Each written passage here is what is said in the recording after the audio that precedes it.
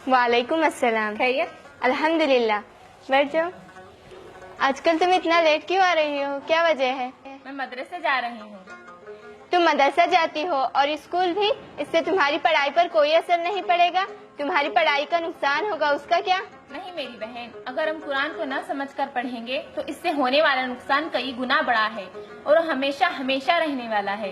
इसलिए हमें कुरान को समझ कर पढ़ने की ज्यादा फिक्र करनी चाहिए। क्यों? बगैर समझ कर पढ़ने में क्या बुराई है? यह अल्लाह ताला के पास काबिल कबूल नहीं मेरी बहन।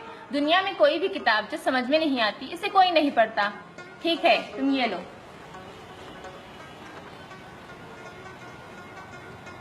ये क्या है? यह अल्लामा इकबाल की फारसी में लिखी हुई रुबाई है।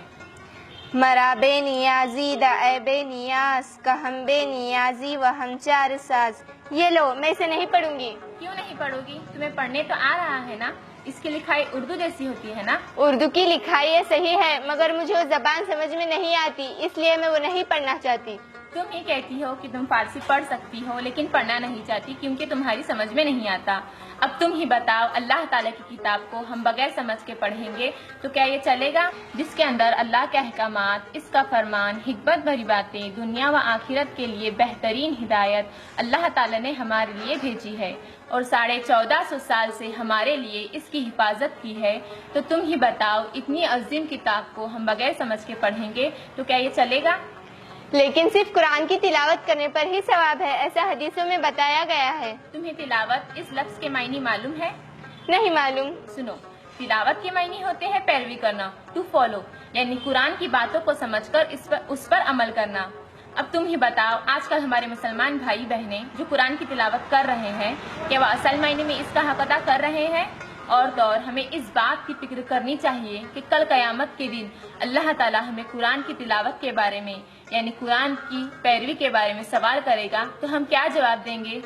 कुरान छोड़ने वाले और कुरान से लापरवाही बरतने वालों के लिए अल्लाह ताला ने सूरह तौहा आयत नंबर 124 से 127 में फरमाया है कि जो हमारे जिक्र से यानी कुरान से मुंह मोड़ेगा उसकी जिंदगी तंग होगी और बरोज़ क़यामत हम उसे अंधा बनाकर उठाएंगे। हाँ, लेकिन कुरान एक ऐसी किताब है जिसको बगैर समझे पढ़ने और बगैर समझे सुनने पर भी सवाब है, लेकिन एक हद तक कि हम पूरी जिंदगी इस पर नहीं डाल सकते। अल्लाह ताला ने सूरह फातिर आयत नंबर 37 में फरमाया है कि कुरान छोड़ने वालों को हम जहन्नुम में डालेंगे। वो वहाँ से चिल्लाएंगे, इलाही हमें यहाँ से निकाल दे, हम अच्छे काम करेंगे बरखिलाफ उनके जो किया करते थे। अल्लाह ताला कहेगा, क्या हमने तुमको इतनी उम्र ना दी थी कि जिसको समझना होता वो समझ लेता? देखो, हमें इस आयत से समझ में आता है कि हम पूरी जिंदगी कुरान को बगैर समझे पढ़ने में नहीं डाल सकते।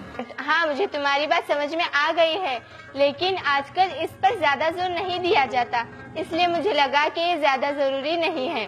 ठीक है, मैं तुम्हें एक आखिरी मिसाल दूंगी। ये बताओ, आयतल कुर्सी पढ़ने पर शैतान भाग जाता है ना? हाँ, भाग जाता है। चारों कुल पढ़ने पर शैतान, जिन्नात, बदरूहें भाग जाती है ना? हाँ, भाग जाती है। क्यों भाग जाती है?